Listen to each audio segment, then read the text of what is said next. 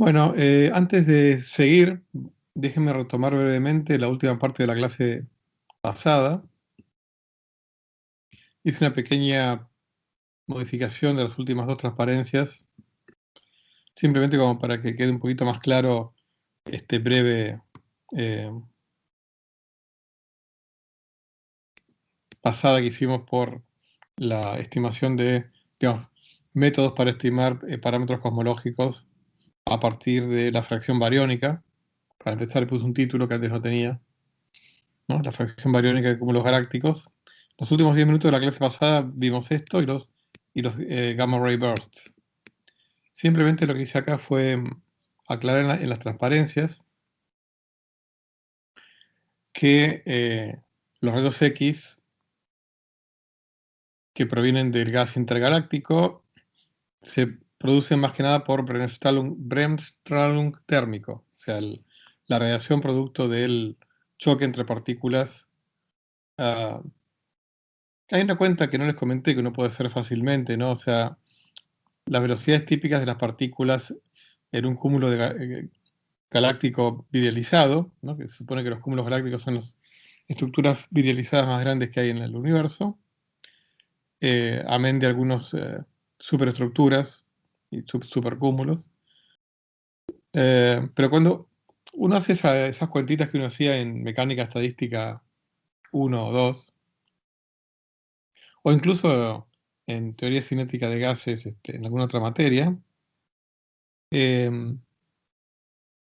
obviamente dependiendo de la masa que tiene la molécula del gas, hay una relación entre la temperatura y la velocidad media de las partículas que componen ese gas. En realidad, para una dada velocidad media, cuanto mayor es la masa de la partícula, mayor es la temperatura, porque la temperatura es una medida de la energía cinética media, ¿no? Entonces, acá el problema es complejo, pero digamos, típicamente, les digo orden de magnitud, ¿no? En un gas que está a temperatura ambiente, o sea, estamos hablando de 300 Kelvin, que es un gas eh, de oxígeno, ¿no? Las velocidades típicas son del orden de algunos cientos de metros por segundo, ¿no? Entonces, eh, en el espacio intergaláctico las velocidades típicas son del orden de cientos de kilómetros por segundo. Entonces una cuentita rápida da como orden de magnitud que las velocidades típicas de las partículas de lo que sea que haya en el medio intergaláctico, bueno, son de ese orden de magnitud, con lo cual para partículas, para moléculas, por ejemplo, de oxígeno o, bueno, elementos similares, estamos hablando de temperaturas que pueden acercarse al 1.000.000 de grados, ¿eh? Entonces, si de repente se encuentran dos partículas de esas y chocan, van a emitir fotones que tengan que ver con esa temperatura, millones de grados. Ese frenado, eh, esas patadas que se pegan mutuamente las partículas son las que van a producir estos rayos X. Entonces, bueno, quería aclararles un poquitito eso, y acá le agregué el término de Bremsstrahlung, ¿no?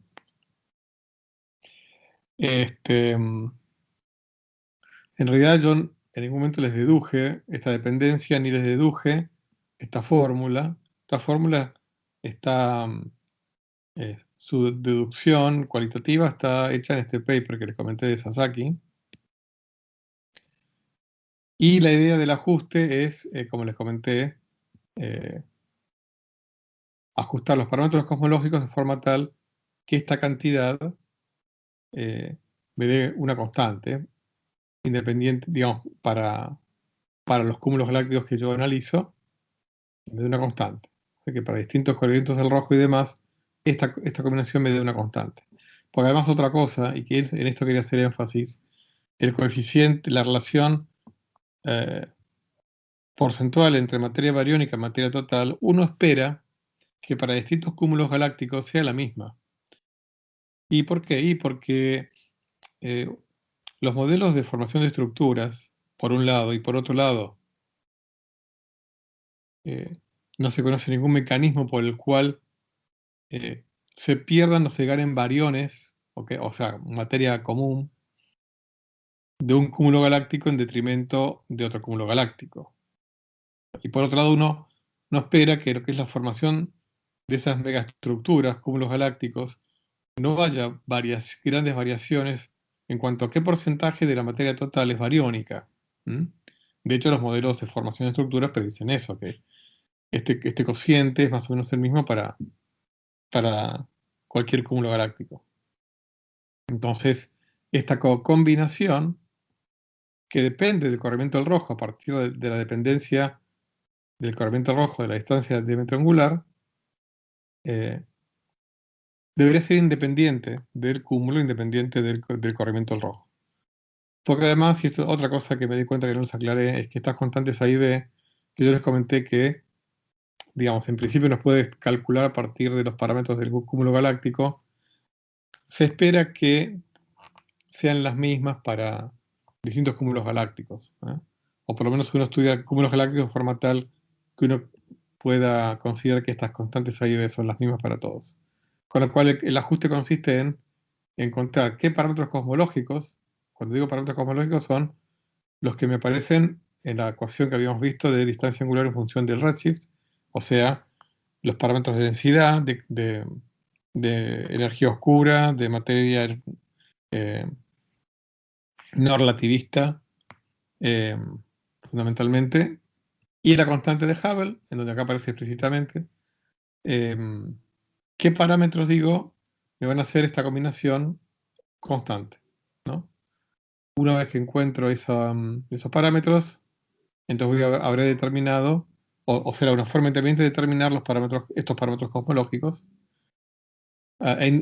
digamos, independientemente de que yo sepa o no a priori este cociente. Muchas veces yo puedo ponerlo a partir de estimaciones independientes, pero básicamente en eso se basa este método. Y luego en lo que es gamma ray bursts, lo que hice fue corregir nada más que acá había quedado el exponente todavía metido. Aquí se lo había corregido durante la clase, pero aquí había quedado, se lo quité. Bueno. Pero bueno, el problema de los gamma ray bursts es un problema, o es un enigma eh, muy, muy de actualidad. O sea, cómo estimar los efectos de evolución eh, y hasta qué punto pueden ser candelas estándar. Es todo un tema que sigue siendo de relevancia, como por ejemplo lo pueden encontrar en estas referencias que les incluí. Muy bien, entonces ahora sí, sigamos avanzando. Hay una serie de interrogantes cosmológicos, es como a veces les digo, cuanto uno más sabe, también es como más rica la ignorancia que uno tiene. O se van como sofisticando, o los interrogantes, o aparecen nuevos interrogantes. Entonces, un interrogante, acá pongo dos interrogantes de gran actividad. Uno de ellos, ¿por qué la densidad de energía oscura es tan pequeña? Bueno, hasta hace 20 años este interrogante no existía, porque ni siquiera sabíamos que había energía oscura, ¿no? Ahora, ¿de dónde surge este interrogante? Bueno, vamos a hacer un par no de cuentitas, las cuentas las pueden hacer ustedes, si no me creen. Es la siguiente. Digamos, la física de partículas, probada experimentalmente, alcanza a las energías del orden de unos poquitos teraelectronvolts, ¿no? Fundamentalmente con los experimentos en el CERN, con el LHC. Y el modelo estándar lo satisface muy satisfactoriamente. Entonces, cuando uno estima ¿Cuál sería el orden de magnitud que debería tener una energía de vacío? Lo razonable indica que si estas teorías valen hasta un electronvolt, debería haber, o la energía de vacío debería ser al menos del orden de 1 teraelectronvolt a la cuarta. Acá estoy escribiendo unidades naturales, o sea, como en unidades naturales uno directamente pone la velocidad de luz igual a 1, igual a la constante de Planck, igual a 1. Entonces, además de que las dimensiones de longitud y de tiempo son las mismas, las dimensiones de energía son iguales a las de masa y son iguales a las de inversa de longitud. Entonces, todo queda escrito en función de alguna dimensión de energía. Entonces, la densidad de energía, que uno en el sistema MKS lo escribiría como energía por unidad de volumen, como el volumen tiene unidades de longitud al cubo y la longitud tiene unidades de 1 sobre energía, la densidad termina teniendo en unidades naturales dimensiones de energía a la cuarta. Entonces, como mínimo la densidad de energía del vacío debería ser de 1 teraelectronvolt a la cuarta. En ausencia de mecanismos conocidos para que se cancele esta energía del punto cero, ¿no? de los campos cuánticos del modelo estándar. Ahora, 1 teraelectronvolt a la cuarta equivale a más o menos 10 a la 28 gramos por centímetro cúbico.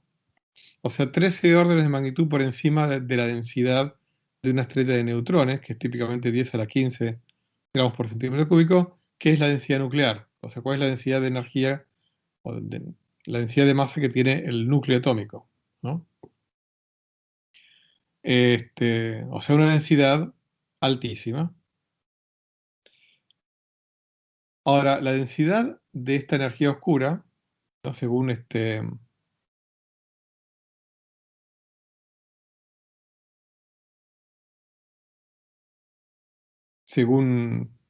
indican las mediciones cosmológicas, la densidad de energía oscura es del orden de la densidad crítica. Acá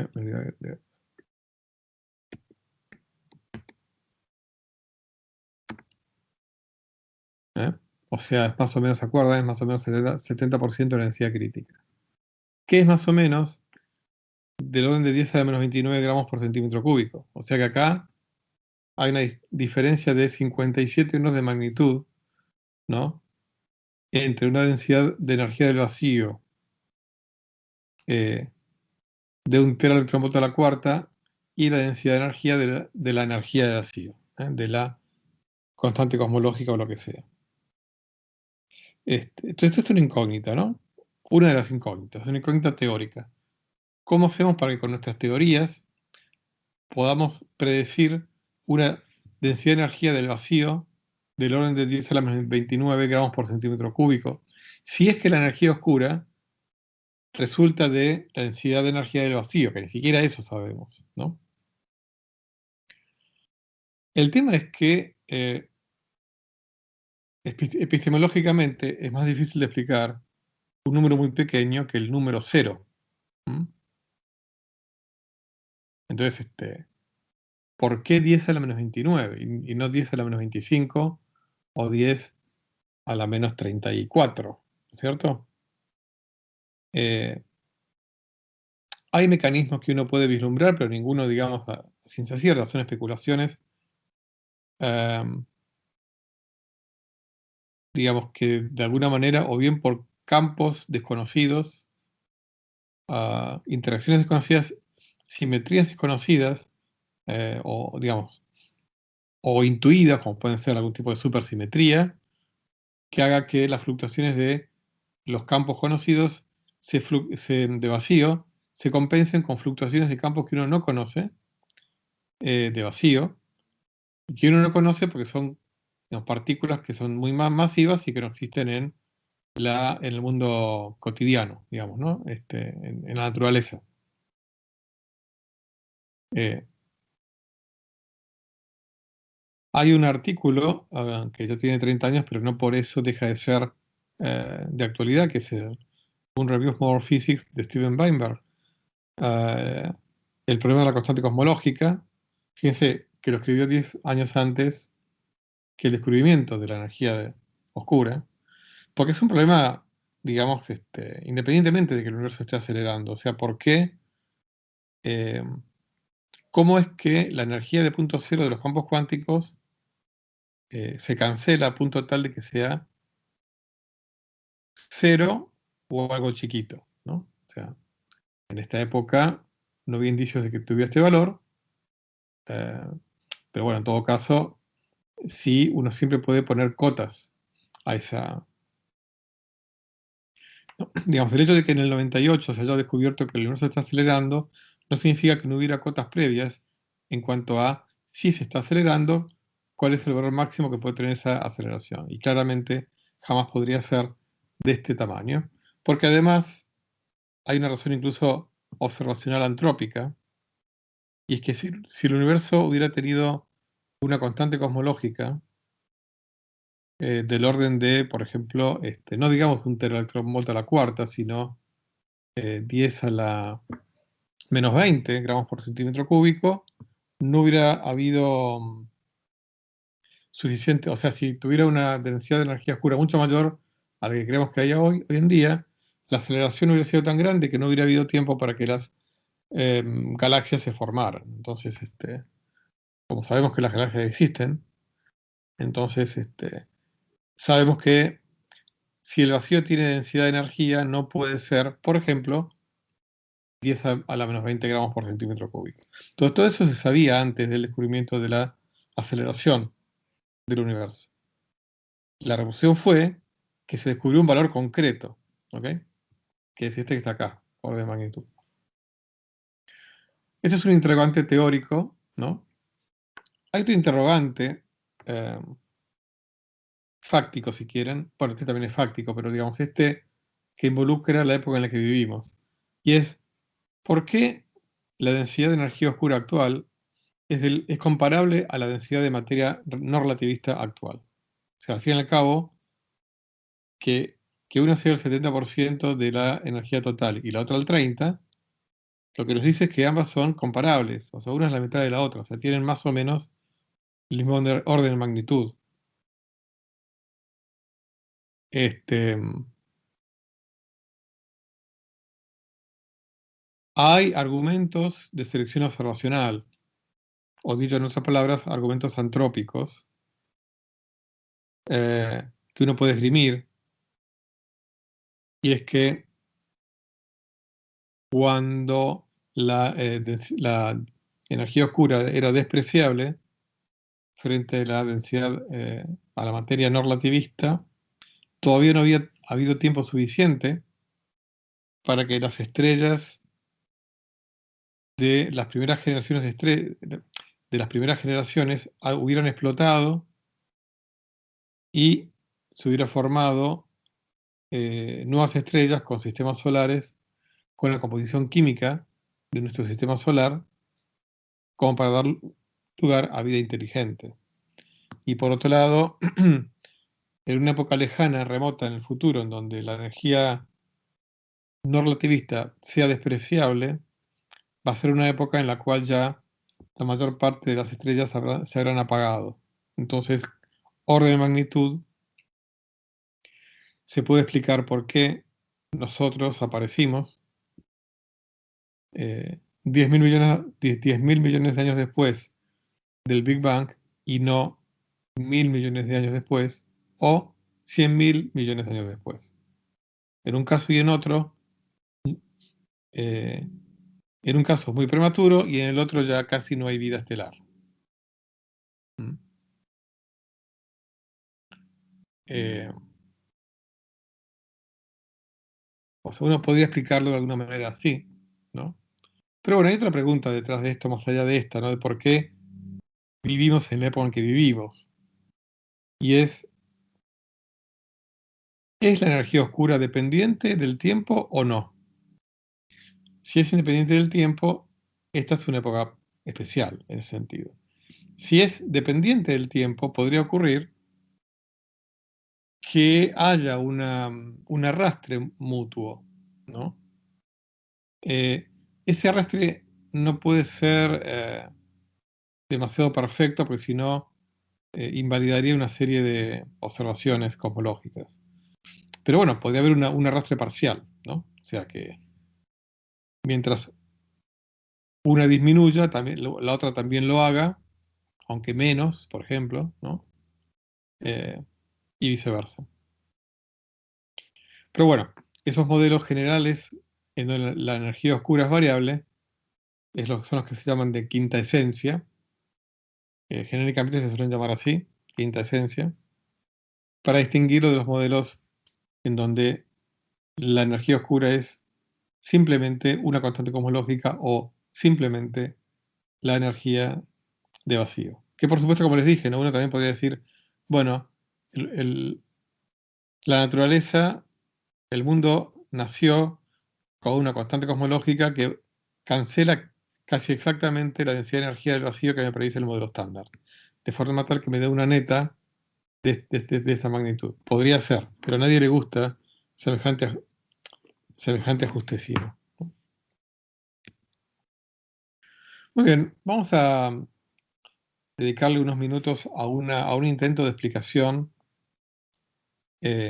alternativo de este descubrimiento de que la distancia de luminosidad aumenta a un dado redshift con respecto al valor que tendría si el universo se estuviera desacelerando. Una explicación alternativa a la de la energía oscura, que se llama luz cansada. O sea, ¿qué pasaría si por algún mecanismo desconocido los fotones fueran perdiendo energía y por ende la frecuencia, ¿no? A partir de la relación E igual a h nu, debido a algún mecanismo más allá de la expansión del universo, el mecanismo que vimos hace un tiempo? O bien que se perdieran por algún otro mecanismo eh, desconocido, ¿no? En ese caso, el corrimiento rojo, en lugar de ser producto de la expansión del universo, puede ser producto de otro efecto, e incluso el universo ser estático, ¿no? Por supuesto que si yo conozco el color de la fuente original y mido el color con que recibo la luz, debería poder discriminar este efecto, salvo en el caso que ya vimos de polvo gris.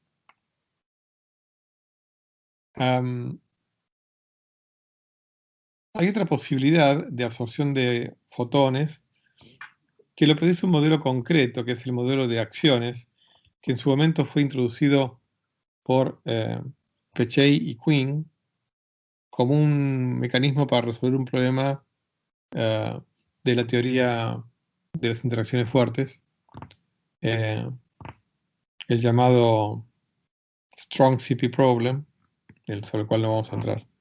Pero bueno, más allá de todo, hay unas partículas hipotéticas que se llaman acciones, que más allá de sus motivaciones originales, son una de las tantas docenas de candidatos a la famosa energía, a materia oscura. Materia oscura.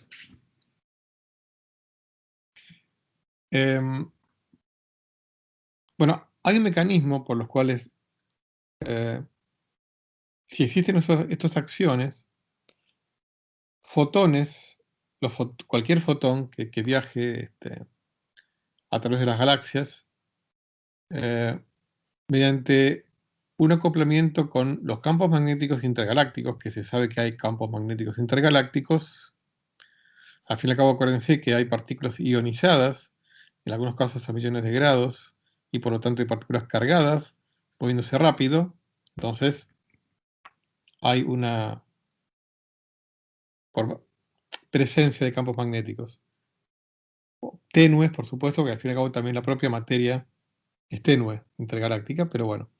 Entonces hay mecanismos con los cuales fotones, en el marco de estas teorías, podrían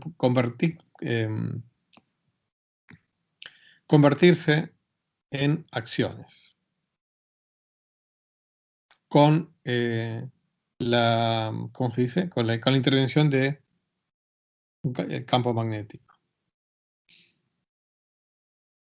Hay una posibilidad, si quieren, eh, cinemática, formal, sin que, digamos, sin que uno especifique por qué. Una posibilidad que es que el universo sea estático, ¿no?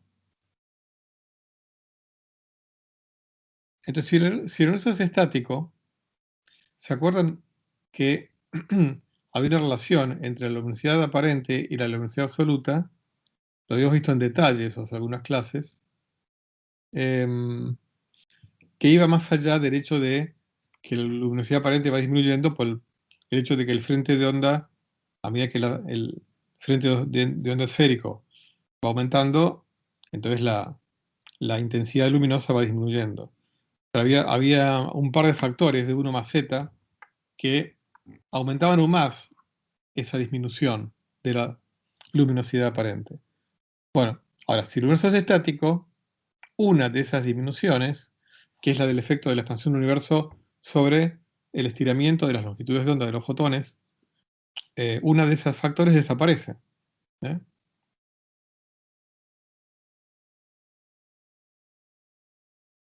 Pero ¿qué pasaría si los fotones pierden energía debido a que se cansan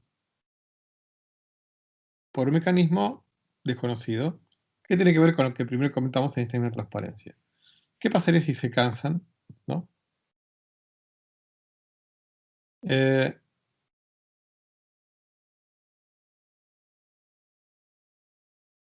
bueno,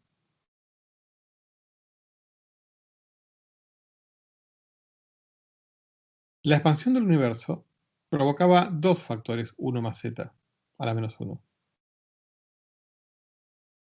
¿eh? Uno que tiene que ver con que las frecuencias de los fotones se van, o las longitudes de onda de los fotones se van elongando, y otra que tenía que ver con eh, la dilatación del tiempo entre la fuente y nosotros. Entonces aparecía un 1 más z a la menos 2. Si el universo es estático, pero la luz se cansa, desaparecen los dos factores 1 más z a la menos 1 y se reemplazan por uno solo, el de la luz cansada. ¿Mm? Con lo cual entonces la relación pasa a ser esta. En lugar de tener un 1 más z al cuadrado, en el denominador tengo un 1 más z.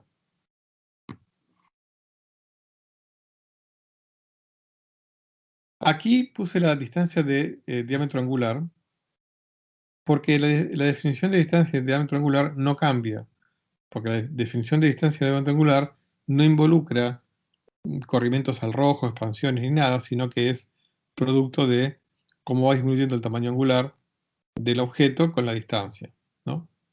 Entonces es fácil ver que eh, la relación entre luminosidad aparente y luminosidad absoluta tiene esta forma, donde acá uno pone la distancia de otro angular y un solo factor 1 más z.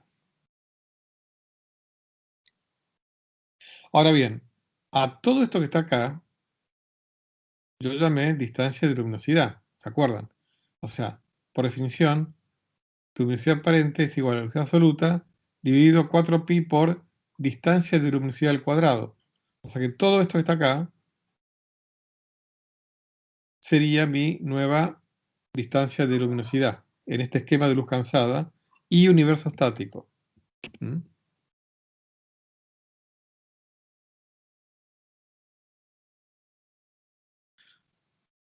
Entonces, si yo hago el cociente, distancia de luminosidad dividido distancia angular, me da esto que está acá, raíz cuadrada de 1 más z. Distinto a la relación que obtuvimos para el Big Bang, la teoría del Big Bang estándar. ¿Se acuerdan que este cociente se relacionaba con 1 más z al cuadrado? Entonces la relación es distinta, fíjense. Es muy distinta. Es el cuadrado versus versus un medio.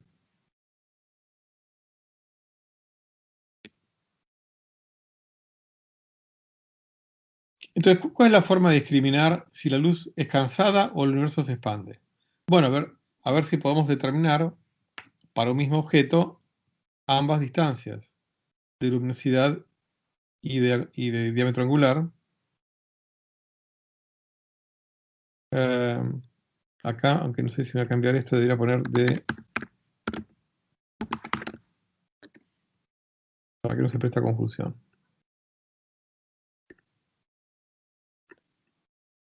En realidad, la forma correcta es llamar la distancia de diámetro angular, no angular a secas.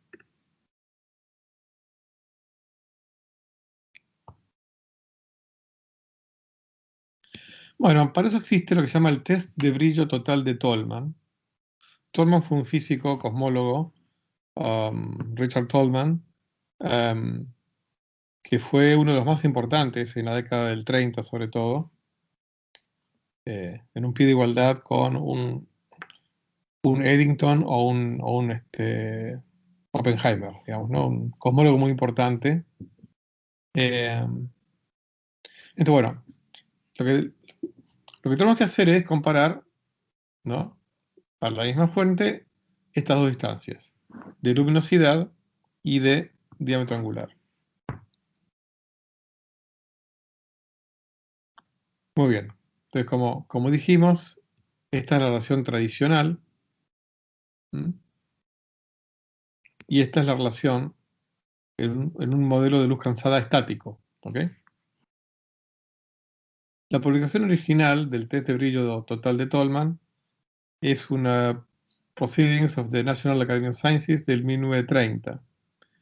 Hay un libro de Tolman, obviamente es muy viejo, pero en su momento fue extremadamente novedoso y realmente importante, ¿no? Se llama Relatividad, Termodinámica y Cosmología. Se puede conseguir en la red. De alguna manera resume todos los papers de Tolman de la década del 30, de la década del 30 y del 20, ¿no? Bueno, la idea es o sea, realmente aquí Tolman fue un pionero en lo que es también la teoría del Big Bang caliente, justamente analizar cómo evoluciona un gas eh, cosmológico, etc. Bueno, la idea es la siguiente. Vamos a suponer que una fuente tiene una luminosidad por unidad de área propia igual a L, vamos a denotarla con esta letra L cursiva mayúscula. Entonces no se confundan, no es ni luminosidad aparente ni luminosidad absoluta. Esta es luminosidad por unidad de área propia. O sea, de forma tal que lo que llamamos luminosidad absoluta, la luminosidad total, es esta L multiplicada por el área del cuerpo, donde área del cuerpo significa el área de la fotosfera, diríamos, en el caso del Sol, o sea, el área en la cual la fuente emite la luz que nos llega a nosotros. O sea, entonces, por definición de distancia y luminosidad, y por definición de L, luminosidad absoluta es L cursiva por área del objeto. Y acá, como siempre, la luminosidad aparente es luminosidad absoluta dividido 4pi por distancia de luminosidad, ¿no? Por definición de distancia de luminosidad. Muy bien, por otro lado, la región esta que ocupa el objeto, o sea, el área esta propia del objeto, va a subtender un ángulo en nuestro telescopio, un ángulo sólido igual, de vuelta, por definición de distancia de diámetro angular, a el área propia dividido la distancia de diámetro angular al cuadrado. ¿Mm? Esto es por definición de distancia de diámetro angular. Entonces guárdense en un rinconcito esta fórmula y esta fórmula. Muy bien. Por otro lado, vamos a definir otra cosa más. Brillo superficial, B larga mayúscula, se define como la luminosidad aparente, o sea, la que nos llega a nosotros, por unidad de ángulo sólido. Entonces, de esta definición, B es la luminosidad aparente dividido el ángulo sólido que sostiene el objeto. O sea, si B es la luminosidad aparente por unidad de ángulo sólido y el objeto tiene un ángulo sólido omega mayúscula, B va a ser igual a la luminosidad aparente total, lo que significa toda la luz que me llega a mí, dividido el ángulo sólido que sostiene el objeto para mí. Entonces reemplazo esto por las fórmulas de aquí. Simplemente L lo reemplazo y lo mismo omega. Me va a quedar el L y el cociente de distancias de diámetro angular y de luminosidad al cuadrado, ¿no? Muy bien. En la cohomología convencional,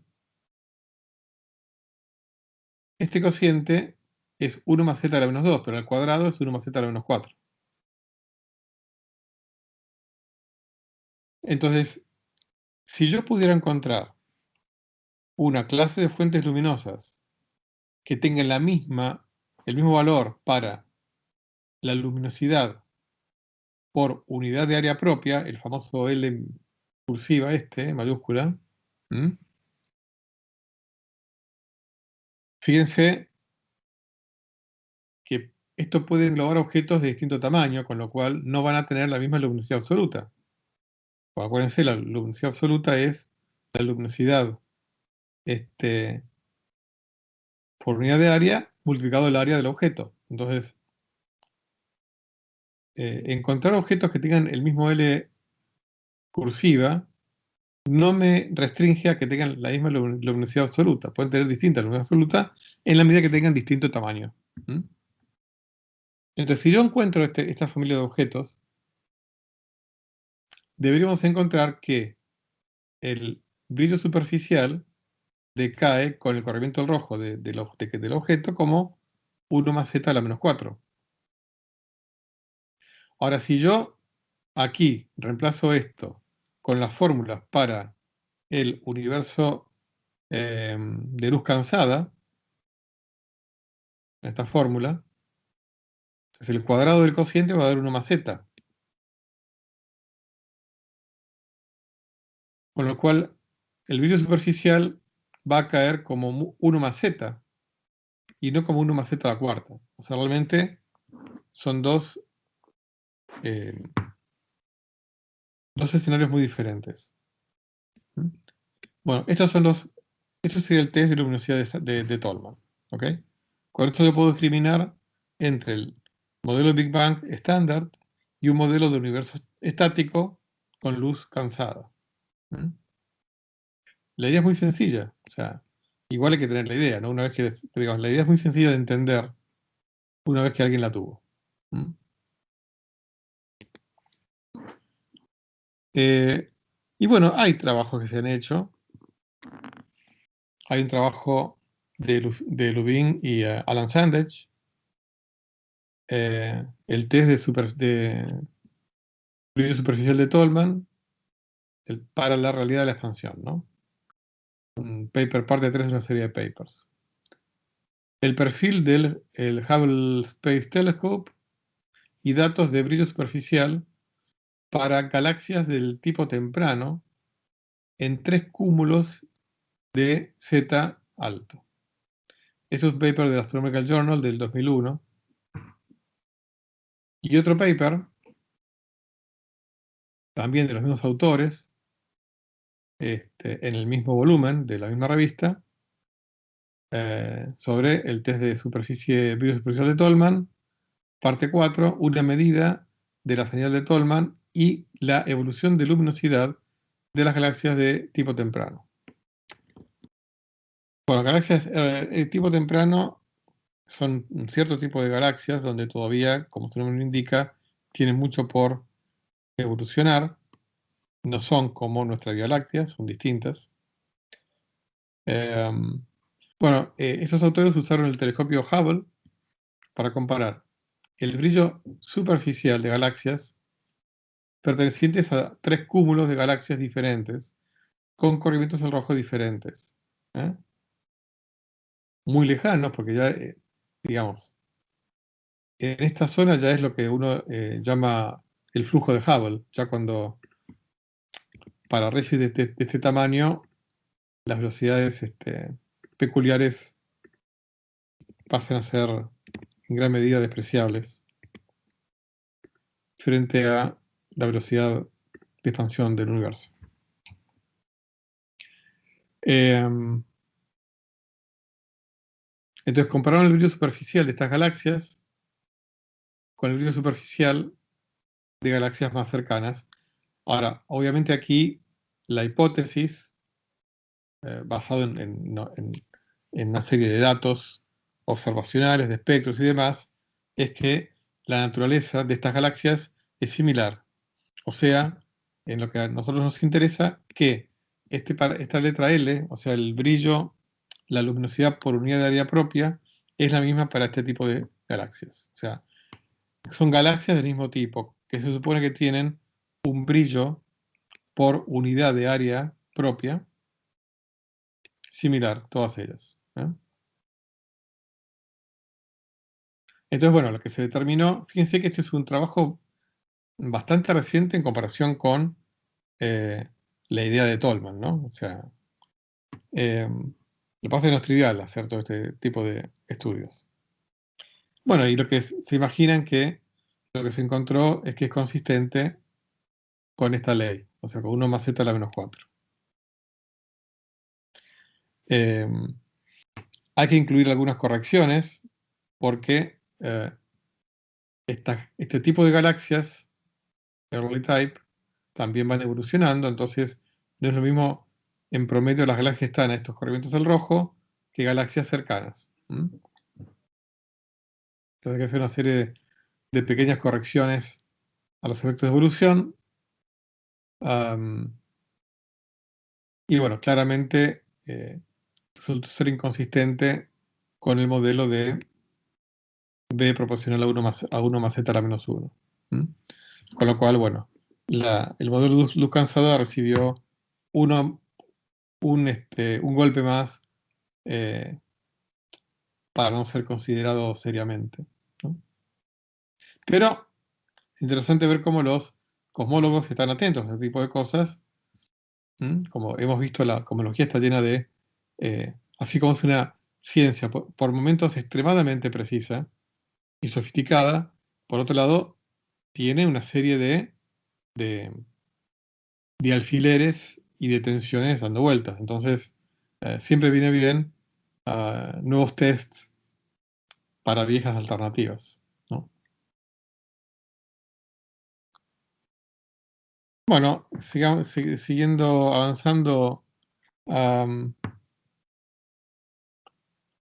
en todos estos temas que tienen que ver con esto de las candelas estándar en estos rangos de redshift. ¿Se acuerdan que yo les comenté que las supernovas de tipo 1A son candelas estándar en buena medida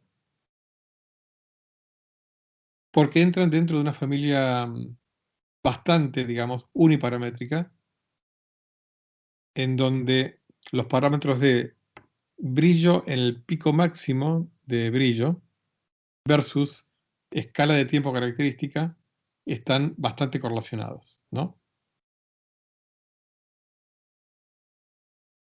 Por supuesto que, aparte de un montón de correcciones que hay que tener en cuenta, y algunas ya las hemos mencionado, también hay que tener en cuenta que esta relación pico versus escala de tiempo tiene que ser corregida por el hecho de que la escala de tiempo, o sea, el tiempo que dura el decaimiento de una supernova, va a estar, digamos, entre comillas, corrido al rojo. O sea, el tiempo que tardó en el sistema de referencia propio, o sea, el sistema de referencia de la supernova, para alguien que hubiera estado cerquita de la supernova, no es el tiempo que medimos nosotros. ¿Mm?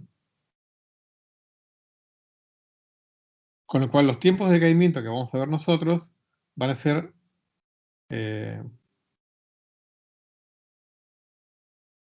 un poquitito más largos. O sea, acá este factor sería el ritmo, con lo cual el tiempo de decaimiento de una supernova lejana, ¿no? Tipo 1A, eh, que tuviera las mismas características físicas intrínsecas, la vamos a ver como que tardó más en decaer que una supernova del mismo tipo, o sea, no solamente de tipo 1A, sino con las mismas características particulares, que, que estuviera mucho más cerca. ¿Mm? Bueno, hay trabajos em, que analizaron este tema, o sea, de discriminar la dilatación temporal en la curva de luz, ¿no? En este caso, la supernova 1A, una supernova que explotó en 1995, la 1995K. Este es una Astrophysical Journal del año 1996. Y otra publicación del año 2001, un paper en el marco del Supernova Cosmology Project, que hemos comentado más de una vez, en este caso un paper de Goldhaber y colaboradores, parametrización de la elongación de la escala temporal de la supernova tipo 1A, perdón, de las curvas en la banda B de supernovas tipo 1A. Banda B, ¿se acuerdan? Una de las bandas del espectro electromagnético. Entonces, es importante, hay que tener en cuenta esta corrección. O sea, hoy en día obviamente se tiene en cuenta de manera, digamos, rutinaria, pero digamos, hay que tener en cuenta la corrección de esta elongación temporal, dilatación temporal, a la hora de relacionar el tiempo, la curva de tiempo de decaimiento y el brillo máximo, ¿no? Pero les comento que si uno en lugar de corregir, si uno no corrigiera con este factor, aparecerían problemas en el ajuste uniparamétrico de esta curva brillo máximo versus escala de tiempo de la supernova. O sea, en un universo estático no habría que corregir con este factor. No habría que corregir eh, temporalmente, sino solamente el factor de la luz cansada. En ese caso, habría problemas. Habría problemas para,